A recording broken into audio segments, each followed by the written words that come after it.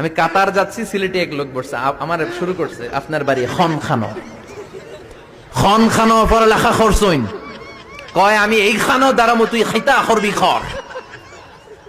সুবহানাল্লাহ বলবেন না? এইভাবে এক এক জেলার এক এক রকম। নরসিংদীর রায়পুরাতে গেলাম, আমার ভাইয়েরা রায়পুরা বলতে পারে না, রে কয় ল, রায়পুরা রে কয় লাইপুরা, কয় লাইপুরা লাতা মুরগি দিয়ে লাইতের বেলা কাইয়া লেলাইন দেয় ফুটছি। তার মানে ও যত র পাবে ওটারে বলবে কি ল। আর ঢাকায় গেলে আবে হালা খায়া হালা, খালি আবে হালা আবে হালা আবে হালা আবে হালা। এরপর বরিশালে গেলে ক বলতে পারে না।